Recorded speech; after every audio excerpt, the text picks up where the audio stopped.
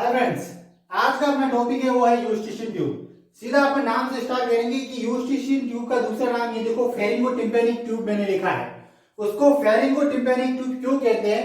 क्योंकि ये फेरिंग्स को tympanic cavity of the middle year से जोड़ता है। अब यहाँ देखो, ये पोर्शन जो है यहाँ पे मैंने इसको नेजोफेरिंग नाम दिया है।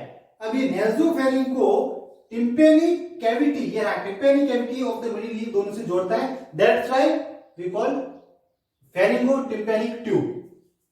ये जो टॉपिक है इसको इसके डिटेल में जाने से पहले मैं आपको बता देता हूं कि मैं इसमें आपको क्या क्या चीजें पढ़ाने वाला हूं। इसके अंदर पार्ट, इसके एंड, इसकी लाइनिंग, कौन सी एपिथेलियम है, difference between adult and infants की यूस्टिशियन ट्यूब भी अपन देखेंगे, आर्टरी सप्लाई देखेंगे, नर्व सप्लाई देखेंगे, इसके फंक्शन देखेंगे एंड इसकी क्लिनिकल एस्पेक्ट में जो भी बातें होगी वो अपन इसकी सब देखेंगे। एक बात आप ध्यान रखो, मैं इस वीडियो के पहले स्टार्टिंग में बताता हूं आपको कि अगर आपको यूस्टिशियन ट्यूब पढ़नी है तो आप हम सिर्फ 3 बातें ध्यान रखो। 3 बातें अगर आपको याद है तो आप पूरी की पूरी यूस्टिशियन ट्यूब लिख सकते हो। जी हाँ, कौन कौन सी? पहली है यूस्टिशियन ट्यूब की डायरेक्शन। अगर आपको डायरेक्शन पता है तो आप मैक्सिमम थिंग्स उसकी डायरेक्शंस के बारे में, वो उसके एंगल के बारे में सब चीजें आप लिख सकते हो। पहली बात। दूसरी बात, आपको 2 and 3 रूल पता होना चाहिए। और अब 2 and 3 रूल क्या है ये मैं आपको ये सब पढ़ाने के बाद वीडियो के लास्ट में आपको 2 and 3 रूल्स बताऊंगा। उसके बाद आप यूस्टिशियन को नहीं भूल पाओगे। और तीसरा काम है, तीसरी बात है वो है कि इसका एक क्लिनिकल एस्पेक्ट आपको याद रखना है, वो है मिडिल ईयर इन्फेक्शन है। अब इन तीनों बातों में से अगर आपको 3 बातें ये पूरी बता तो आप यूस्टिशियन ट्यूब की हर एक चीज आप लिख सकते हो। देखो मैं स्टार्ट करता हूं इसके पार्ट से। यूस्टिशियन ट्यूब की पार्ट यहां देखो, ये यूस्टिशियन ट्यूब है यहां से लगा के यहां तक। ये इसका पहला पार्ट जो कि इसको बोलते हैं बोनी पार्ट। ये इसका दूसरा पार्ट, उसको बोलते हैं देखो कार्टिलेजिनस पार्ट बोलेंगे। ये 2 पार्ट हो गए। अभी क्या आता है, मैंने तुम्हें बोला कि पहली बात तुम्हें याद होनी चाहिए उसकी डायरेक्शन, जो कि अब मैं बताने जा रहा हूं। इसके 2 पार्ट है, ध्यान रखना। अब direction, it runs forward, downwards and medial to the tympanic cavity. आप सिर्फ देखो यूस्टिशियन ट्यूब कुछ भी नहीं है, ये सब आपके हाथ का खेल है। अब देखो, अब आप इसको है ना अज्यूम करो कि मेरा हाथ जो है वो यूस्टिशियन ट्यूब है। अब देखो, it runs forward, runs downward, it runs medial from the tympanic cavity. ये बोनी पार्ट है तो टिम्पैनिक कैविटी समवॉट यहां होगी, तो इट रन्स मीडियली, तो ये रही मीडियली। ये मैं राइट यूस्टिशियन ट्यूब की बात कर रहा हूं। देखो, इट रन्स मीडियली, तो ये हो गया। This is the exact position of the eustachian tube in our body. इसी पोजीशन पे यूस्टिशियन ट्यूब रहती है। अब देखो, अब ये जो कार्टिलेजिनस पार्ट है और ये बोनी, देखो बोनी पार्ट आपको छोटा दिख रहा है, अब कार्टिलेजिनस पार्ट बड़ा दिख रहा है। तो बोनी पार्ट टोटल लेंथ का 1/3 है और कार्टिलेजिनस पार्ट है वो टोटल लेंथ का 2/3 है। अभी बात आती है डायरेक्शन लिखनी पड़ेगी अपन को, किसकी? कार्टिलेजिनस पार्ट की और तो बोनी पार्ट की। अब ये 2 पार्ट्स है, ये एंटीरियर और ये बात पोस्टीरियर पार्ट। मैंने बोला it runs forward, downwards and the media through the tympanic cavity. तो ये एंटीरियर में है और ये मीडियल है, तो इसको बोलेंगे एंट्रोमीडियल। बोनी पार्ट पीछे है, पोस्टीरियर है। अगर ये मीडियल है तो ये तो लेटरल होगा, तो ये पोस्टीरियर भी है और लेटरल भी है, सो पोस्ट्रोलेटरल। तो डायरेक्ट अब कार्टिलेजिनस पार्ट कहां पे है? एंट्रोमीडियल में, और ये कहां है? पोस्ट्रोलेटरल में। ये छोटा है 1/3 है और ये बड़ा है 2/3। अब आप बताओ, क्या ये आपको लाइन, ये जो मेरा हाथ है क्या आपको सीधा दिख रहा है या थोड़ा कर्व दिख रहा है? मैं से बोलूं ये सीधा तो स्ट्रेट तो नहीं है, कर्व है। क्या मैं इसको एनाटॉमी की भाषा में बोल दूं कि एंगल है? तो क्या ये angulation present in the eustachian tube? Eustachian tube के अंदर एंगल प्रेजेंट रहेगा और वो एंगल की क्या इंपॉर्टेंस है? अगर मान लो एंगल नहीं होगा, यूस्टिशियन ट्यूब डायरेक्ट ऐसे होगी, स्ट्रेट होगी, तो क्या होगा कि जो नेजोफेरिंग के अंदर जो इन्फेक्शन है वो मिडिल ईयर के अंदर इजीली चला जाएगा। तो इस इन्फेक्शन को स्प्रेड होने से रोकने के लिए इसके अंदर एंगल है। तो ये बात आपको ध्यान रखनी है। अभी जो भी बातें मैंने यहां पे बोली है, ये जो डायग्राम है इसमें ये नेजोफेरिंग्स मैंने आपको बता दिया। ये एंड्स की मैं अभी बात करूंगा उससे पहले मैं आपको बताना चाहता हूं कि ये देखो ये कार्टिलेजिनस पार्ट है, ये कार्टिलेजिनस पार्ट है। टोटल लेंथ का कितना है? 2/3। टोटल लेंथ का 2/3 है। इसकी मैंने डायरेक्शन क्या बताएगी? आगे था एंटीरियर और मीडियल था एंट्रोमीडियल था। यहां पे मैं लिख लेता हूं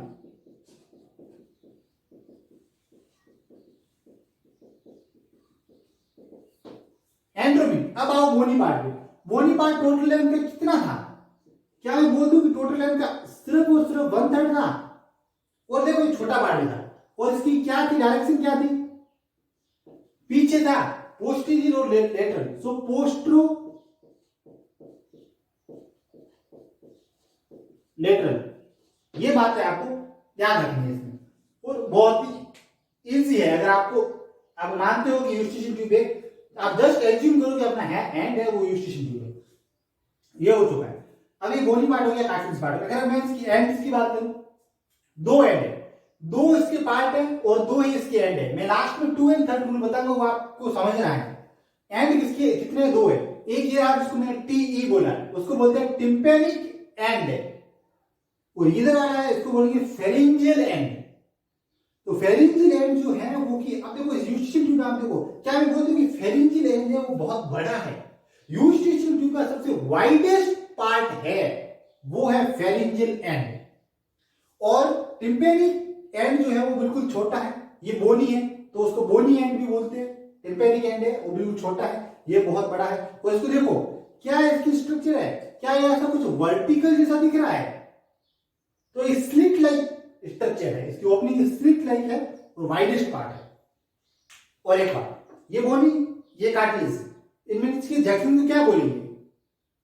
junction between bony and sorry जो कार्टिलेज है उस पार्ट को मैं स्टमस बोल दूं। देखो यहाँ पे मैंने स्टमस ये लिखा है, and the isthmus is the narrowest part of the eustachian tube. सबसे संकरा पार्ट जो है वो है स्टमस है। 2 पार्ट हो गए, 2 एंड हो गए। अब ये कार्टिलेज पार्ट के बारे में तो आपको एक और बात बताऊंगा कि कार्टिलेज पार्ट जो है वो किससे बन के मिला हुआ है? इलास्टिक फाइब्रो कार्टिलेज से बना हुआ है। इलास्टिक फाइब्रो कार्टिलेज से बना हुआ है पार्ट। और अगर आप बोल दो तो मैं यहां पे लिख लेता हूं इलास्टिक फाइब्रो कार्टिलेज।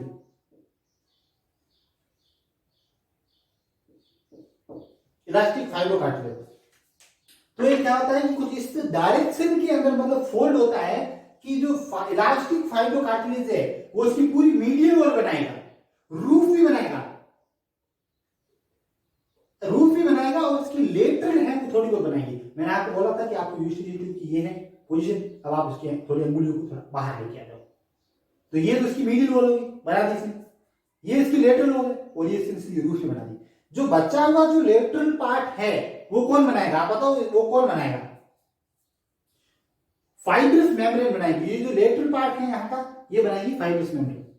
अगर मैं इंग्लिश में बोलूं तो ऐसे बोलूंगा कि कार्टिलेज पार्ट है या फिर फाइब्रो सॉरी इलास्टिक कार्टिलेज है। इलास्टिक कार्टिलेज इस तरीके से मतलब फोल्ड होगा in such a way that it form the whole medial wall, roof and some lateral wall of the इसकी कार्टिलेज की जो कार्टिलेज पार्ट है इसकी लेटरल वॉल थोड़ी बनाएगा।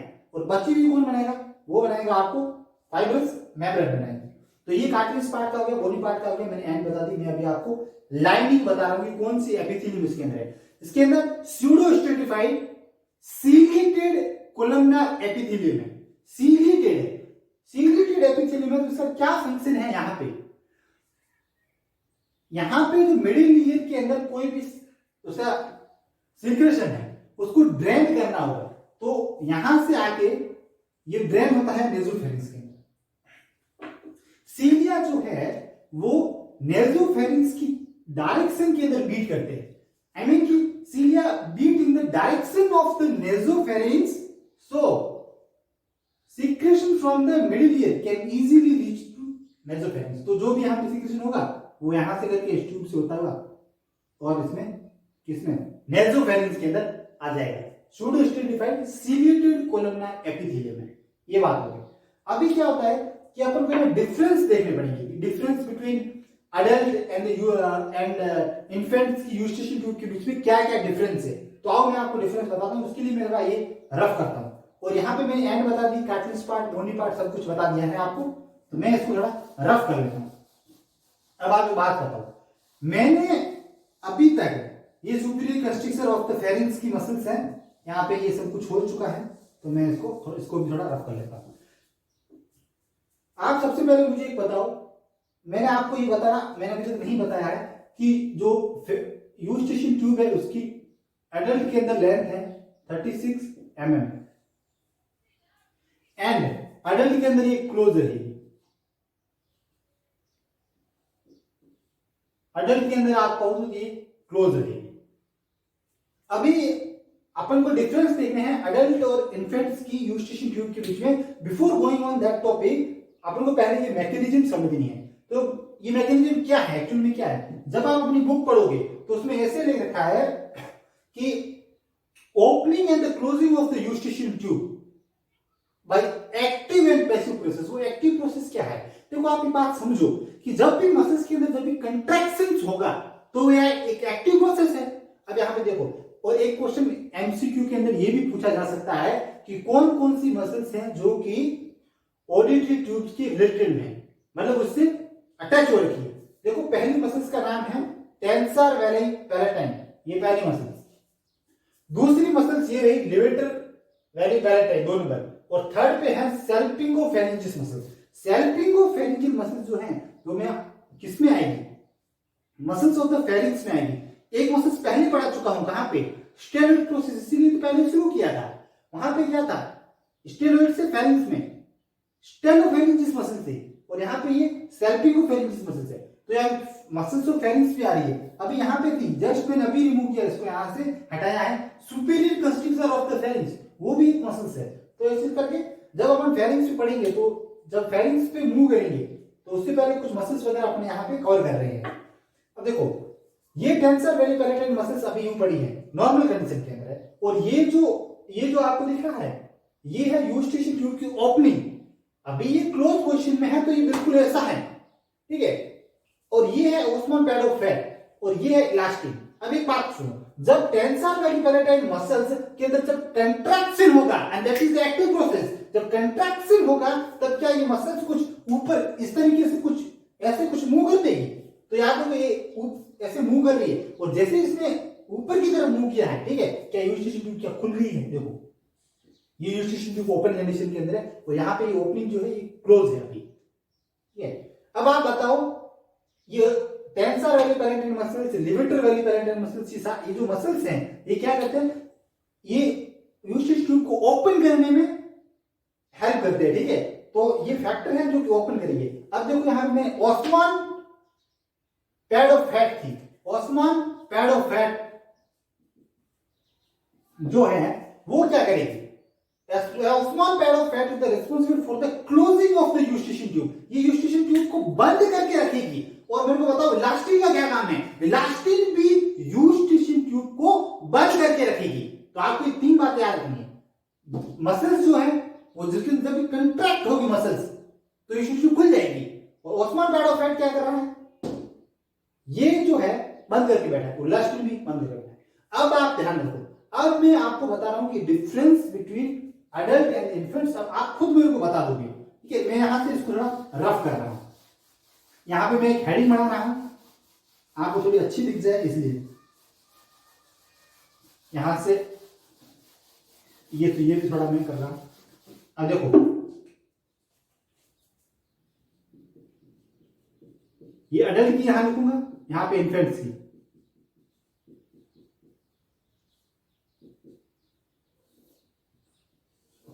पहली बात, अडल्ट के अंदर जो यूस्टेशन ट्यूब की लेंथ है 36, यहां पे आएगी वो 12 से लगा के 18 mm तक आएगी। सेकंड बात, यहां पे जो यूस्टेशन ट्यूब होगी वो क्लोज होगी, यहां पे होगी वो होगी ओपन। जो मैंने एंगुलेशन आपको बताया था, एंगुलेशन वो एडल्ट के अंदर ज्यादा रहता है, एंगुलेशन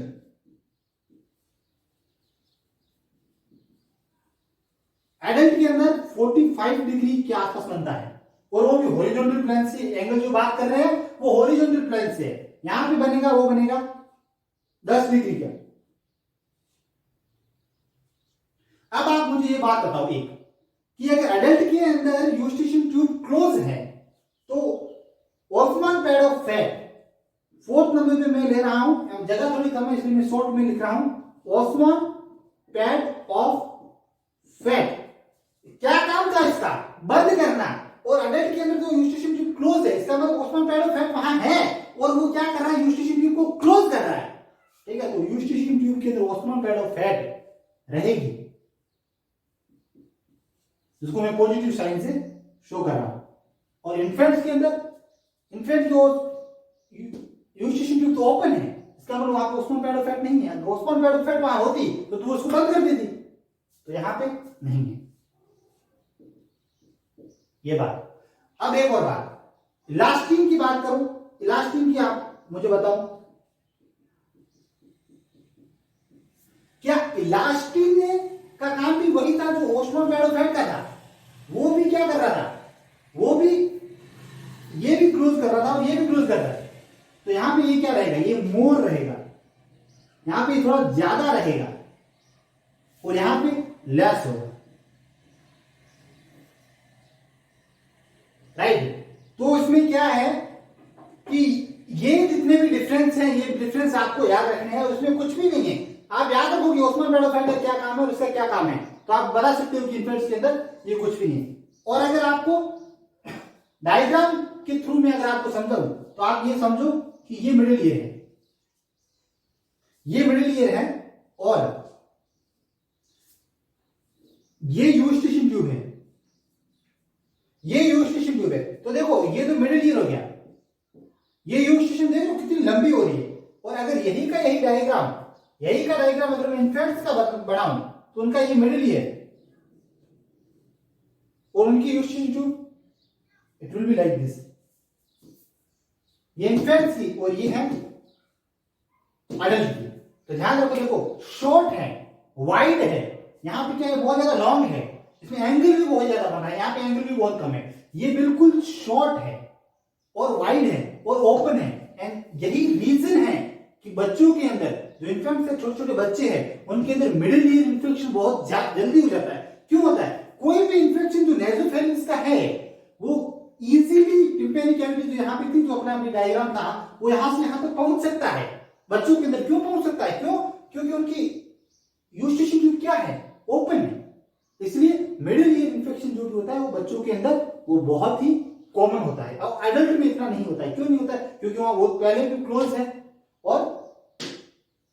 है और एंगल भी बना रखा है, तो इसमें नहीं होता है। एक बात और याद रखना है कि जब बच्चे को फीड कराया जाता है उसमें बच्चे की पोजीशन होती है ना, वो हेड अप पोजीशन होनी चाहिए।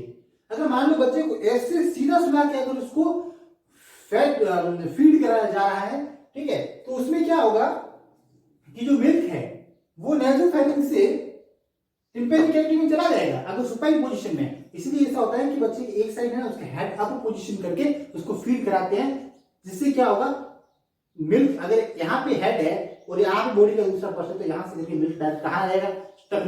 स्टमक में आ जाएगा।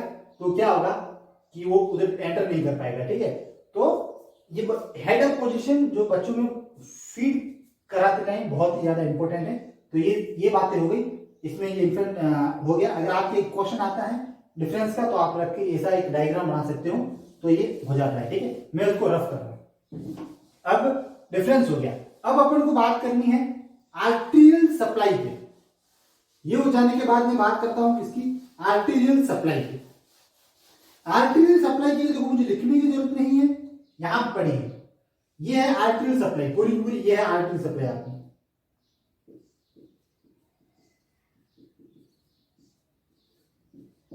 ये जो आर्टरी दिख रही है, ये जो आपको आर्टरी ये वाली, इसका नाम है असेंडिंग फेरिंजियल आर्टरी।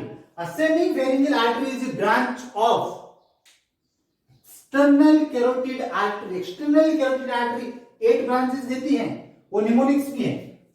और उसके अंदर क्या है, यहाँ पे असेंडिंग फेरिंजियल आर्टरी एक ब्रांच है जो कि इसको यूस्टेशियन ट्यूब को कर रही है। फर्स्ट थिंग, एमएमए का मतलब मिडिल मेनिंजियल आर्टरी, और मिडिल मेनिंजियल आर्टरी में आपको कहां पे भी पढ़ाऊंगा, मिडिल मेनिंजियल आर्टरी में आपको आगे भी पढ़ाऊंगा और एक बार ओप्टिक गैंग्लियन में भी पढ़ाऊंगा। उसमें क्या होता है, सिंपैथेटिक जो फाइबर्स है वो वहां से आते हैं, नेक रीजन के अंदर रिले होते हैं,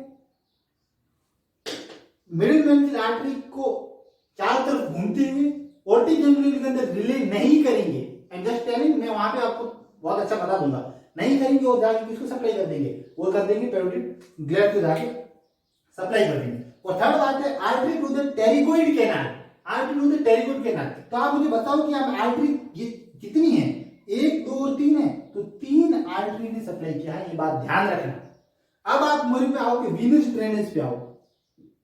वीनस ड्रेनेज का मतलब है आप वेन्स पे आओ, कितनी वेन्स है, यहां पे 2 है, कौन कौन सी, एक तो है फेरिंजियल और एक है टेरिकोइड प्लेक्सिस। कौन कौन सी है मैं यहां बताता हूं, फेरिंजियल एंड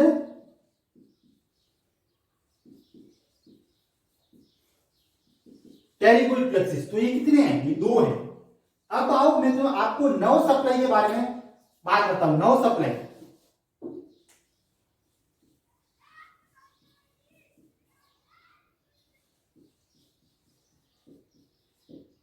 नर्व सप्लाई पहला पॉइंट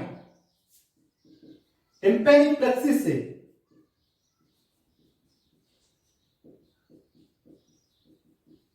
दूसरी मैंडिबुलर से,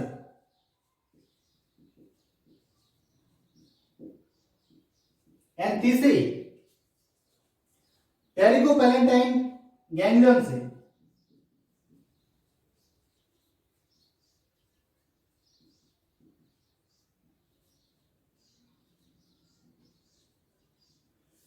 नर्व सप्लाई में कितनी आ रही है, 3 आ रही है। आर्टरी में कितनी थी, आर्टरी में 3, नर्व में कितनी 3, वेन 2। ये मैं लास्ट में आपको बताऊंगा 2 एंड 3 रूल, तो उसमें आपको समझ में आएगा। टिम्पैनिक प्लेक्सिस से क्या होगा, ग्लोसोफेरिंजियल जो नर्व है वो आएगी टिम्पैनिक प्लेक्सिस से और सप्लाई करेगी।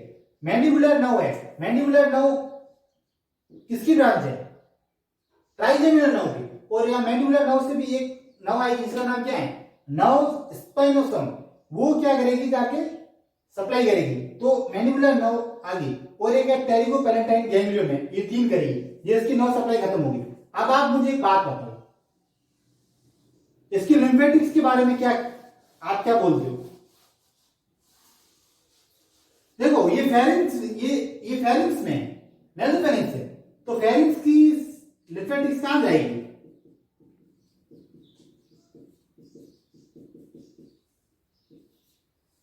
रेट्रोफेरिंजियल लिम्फ नोड। तो मैं यहां पे लिख रहा हूं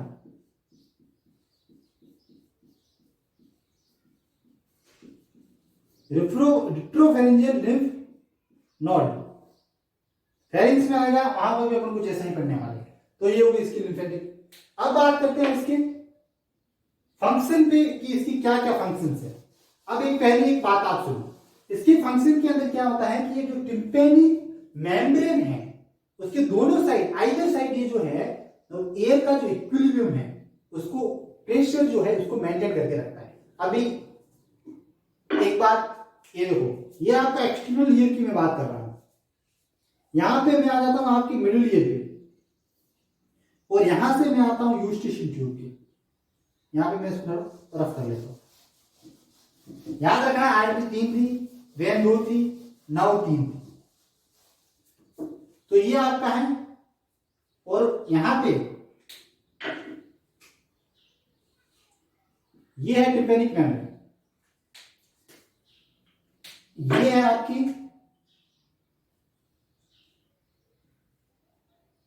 यूस्टेशियन ट्यूब, ये आपका एक्सटर्नल ईयर जो है, एक्सटर्नल ईयर की जो कैनाल है वो है, वो ये आपका मिडिल ईयर। अभी क्या कहते हैं आप, मुझे आप बस इतना बता दो कि मिडिल ईयर के कौन क्या क्या कंटेंट क्या क्या है, जो भी कंटेंट है वो अपन, जो जब हम मिडिल ईयर पढ़ेंगे तो मैं आपको हमें बहुत अच्छे से उसके कंटेंट वगैरह बताऊंगा। लेकिन एक बात तो आपको याद रखनी है कि इसके अंदर एयर है, ईयर भरी जाती है, ऑसिकल्स भी रहेगी, 3 रहेगी, जिसको मिस बोलते हैं। मिस से मैं आपको याद करा दूंगा, मिस मेडिसिन स्टेप्स, ओके, ये हो जाएगी, और इसकी वेसल्स वगैरह आएगी, वो सारी बातें मैं वहां आपको बता दूंगा।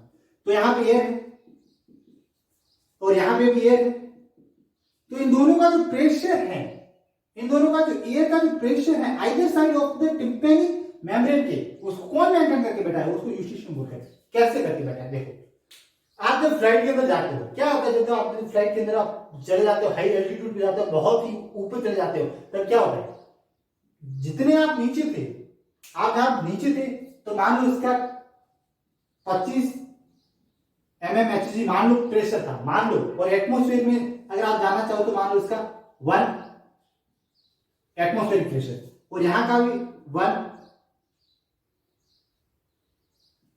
Atmospheric pressure. जब आप बहुत ऊपर चले गए तो यहां का तो अभी भी 1 ही रहा, और ऊपर जाने में क्या होता है, प्रेशर तो कम होगा, तो यहां का प्रेशर थोड़ा कम हो जाता है और यहां भी जाता है, तो अब क्या होगा, तब यूस्टिशियन ट्यूब कैसे करेंगे, यहां से कुछ बबल्स बनाएंगे, और ये बबल्स यहां से होते हुए नेसोफेरिंक्स के अंदर आ जाएंगे। तो यहां पर जितनी भी गैस थी, उसकी गैस का अमाउंट था उसको किसने कम कर दिया, तो उसने गैस के अमाउंट को कम कर दिया, तो यहां का और यहां का प्रेशर सेम रखा। और यही होता है जब लैंडिंग के टाइम आते हैं, तो लैंडिंग के टाइम नीचे आ रहे, मान लो इसका टेम्परेचर अभी भी 180 में है, नीचे आ रहे, मान लो इसका प्रेशर 180 से ज्यादा है, नीचे आने में प्रेशर तो बढ़ता है, तो क्या होगा, अब यहां से बहुत ज्यादा प्रेशर आ रहा है, अब यहां पे इसके पास क्या है, उतना तो है नहीं, मतलब टेम्परेचर इसका प्रेशर कम है, तो ये क्या, यहां से बबल्स बनेंगे और ये बबल्स आ जाएंगे इसके अंदर।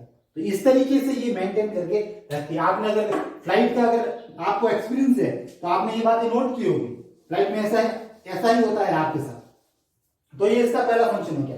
दूसरा फंक्शन क्या है, clearance of the middle year secretion.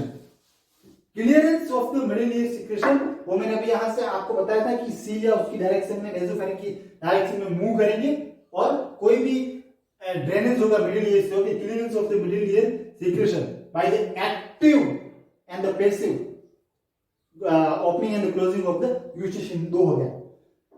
और इसको हम ओडीटी ट्यूब्स भी बोलते हैं, ठीक है। तो ये क्या करता है कि टिम्पेनिक मेम्ब्रेन के आइदर साइड ये क्या करता है कि उसको एयर प्रेशर को बहुत ज्यादा, आई मीन एयर प्रेशर को कंट्रोल करता है, मेंटेन करता है, उसकी इक्विलिब्रियम को मेंटेन करके बैठा है फॉर इट्स प्रॉपर वाइब्रेशन। किसके वाइब्रेशन के लिए, टिम्पेनिक मेम्ब्रेन के प्रॉपर वाइब्रेशन के लिए ये जो यूस्टिशियन ट्यूब है वो दोनों तरीके से, दोनों तरफ से प्रेशर को मेंटेन करके बैठा है। तो ये क्या हो जाती है, अपने फंक्शन की भी बात हो जाती है, ठीक है।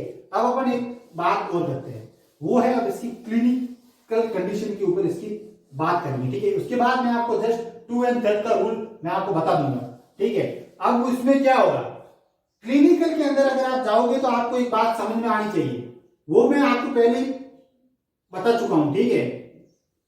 क्लिनिकल के अंदर क्या, मैं एक बात पहले बता रखी है, और वो है क्या, मिडिल ईयर इन्फेक्शन बहुत ही ज्यादा कॉमन है किसके अंदर, छोटे छोटे बच्चों के अंदर है। तो क्या मैं ऐसे बोल दूं कि middle ear infection is the most common thing, okay, infants and the younger children than adults. क्यों है उसमें, क्योंकि उसमें यूस्टिशियन ट्यूब ओपन है। अब आप बता सकते हो कि उसके अंदर यूस्टिशियन ट्यूब ओपन क्यों है, क्या मैं बताऊं उसमें पैड इफेक्ट नहीं है, क्या मैं बोल दूं आप इलास्टिक वगैरह नहीं है। तो इसलिए मैंने बोला था, तब मैंने पहली बात आपको बोली थी कि अगर आपको यूस्टिशियन ट्यूब याद रखनी है तो 3 बातें याद रखो, एक उसकी डायरेक्शन याद रखो, और एक रखो मिडिल ईयर का इन्फेक्शन कॉमन है बच्चों के अंदर। तो आप लिख सकते हो कि ये उसमें नहीं है, आप लिख सकते हो वो भी नहीं है, उसके अंदर कॉमन है, तो उसका मतलब क्या है कि वो ज्यादा हॉरिजॉन्टल है, छोटी है, ओपन है, वाइड है, ये सारी चीजें आप लिख सकते हो उसमें। अब ये एक हो गया।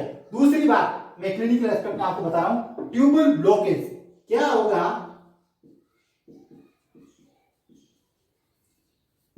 क्या होगा अगर मान लो यूस्टिशियन ट्यूब है वो ब्लॉक हो जाए, फिर से यहां पे आओ, ये आपका क्या है, मिडिल ईयर है, फिर से आओ, ठीक है, ये आपका क्या है, एक्सटर्नल ईयर है। इन दोनों के बीच की जो मेम्ब्रेन पड़ी है उस मेम्ब्रेन को मैं क्या नाम दूं, टिम्पेनिक मेम्ब्रेन, इसको मैं टीएम नाम दे देता हूं।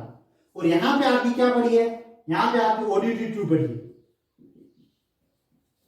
ये आपकी ओडीटी ट्यूब पड़ी है, बात समझ में आई। ये आपकी जो कैनल है एक्सटर्नल ईयर ट्यूब है।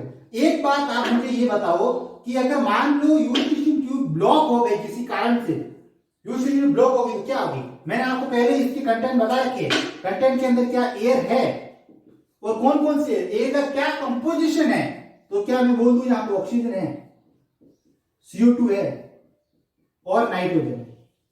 तो अगर एक बार ये अगर ब्लॉक हो गई तो यहाँ का टेम्परेचर सॉरी यहाँ का प्रेशर और यहाँ का प्रेशर दोनों को मेंटेन नहीं कर पाएगी, और जब मेंटेन नहीं कर पाएगी और यहाँ पे तो ब्लड वेसल्स वगैरह आती रहती है, वो क्या करती है यहाँ की गैस को एब्जॉर्ब कर लेगी। जब ये यहाँ की सबसे पहले एब्जॉर्ब होगा ऑक्सीजन का ऑब्जॉर्ब होगा, तब जब ये ऑब्जॉर्प्शन यहाँ से होगा तब यहाँ पे गैस का अमाउंट कम हो जाएगा, समझ में आई। तो अब यहाँ से प्रेशर तो लग रहा है उतना ही लग रहा था, लेकिन यहाँ पे गैसेस कम हो चुकी है क्योंकि उनका अब्जॉर्प्शन हो चुका है। तो अब ये क्या है, इस पे बहुत ज्यादा फोर्स लगाएगी, और जब बहुत ज्यादा फोर्स लगाएगी क्या है, इसके बाहर की तरफ कहने का मतलब है बाहर से प्रेशर लगा के अंदर धकेल देगी, और जब ये अंदर करेगी तो क्या ये कुछ इस तरीके से चली जाएगी।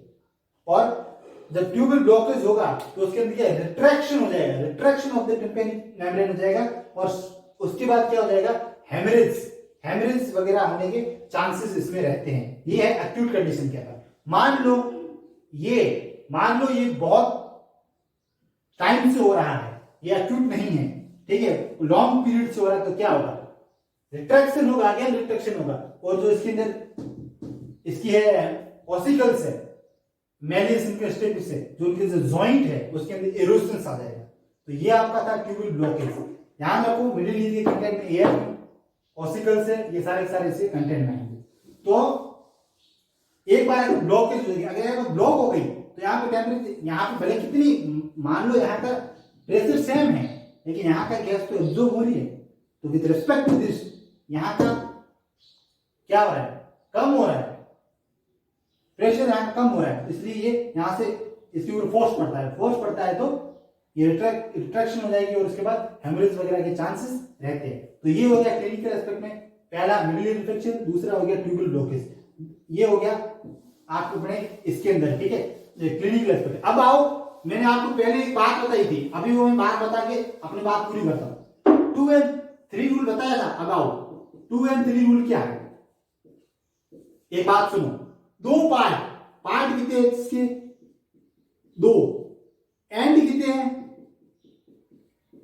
2 आर्टेरियल सप्लाई कितनी थी, 3 नौ से पहले आप वेन के लिख लो, वेन्स कितनी थी, वो थी 2। अभी आप उसके 9 सप्लाई पे आ जाओ, कितनी थी, 3 थी। तो क्या मैं ऐसे बोल दूं कि सबका सब 2 और 3 चल रहा है, 2 और 3 चल रहा है।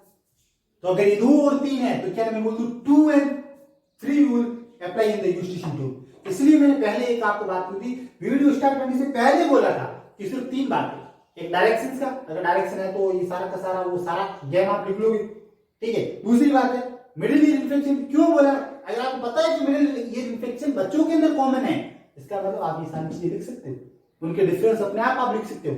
और तीसरी बात है 2 and 3, जो चीजें बची है वो क्या क्या है, आर्टरी सप्लाई है एक, वेन्स नर्व सप्लाई यही बची है, अपार्ट फ्रॉम दिस, तो आप 2 and 3 रूल से लग सकते हो। 2 पार्ट है, 2 एंड है, 2 एंड है, आर्टरी सप्लाई के अंदर 3 है, नर्व सप्लाई के अंदर 3 है, ये सारी बातें हैं। और देखो यूनिवर्सिटी इतनी इजी है, कुछ नहीं, एक्सप्लेनेशन में ऐसा एक्सप्लेनेशन करना होता है, तो आपके एक्सप्लेनेशन के लिए इतना किया, बाकी आप 3 बातें याद रखो, 3 बातों से आप सब चीजें लिख सकते हो। और वो 3 बातें कौन कौन सी, एक बार बोल दो, क्या पहले उसकी डायरेक्शंस हैं, क्या वो डायरेक्शन से चल के ऐसे करके एंगल सब आप कुछ लिख लोगे। दूसरी बात के अंदर क्या मैं बोल दूं कि मिडिल ईयर का इन्फेक्शन, या फिर आप ये 2 and 3 रूल बोल सकते हो। और तीसरी बात के अंदर ये हो जाएगा आपका क्या, मिडिल ईयर इन्फेक्शन। तो ये सिर्फ और सिर्फ इस हाथ का गेम है। ये आज की टॉपिक के बारे में यूस्टिशियन ट्यूब के बारे में हो गया। और अगर आपको इसी तरीके की वीडियो और चाहिए, ठीक है, हिंदी और इंग्लिश दोनों के अंदर, मेरे दोनों के अंदर वीडियो चलते हैं, हिंदी में भी है और इंग्लिश में भी है। अगर आपको ऐसे वीडियो और इसी तरीके की एनाटॉमी, कंसेप्चुअल एनाटॉमी के साथ आपको आगे बढ़ना है, तो आप यहां से वीडियो देख सकते हो।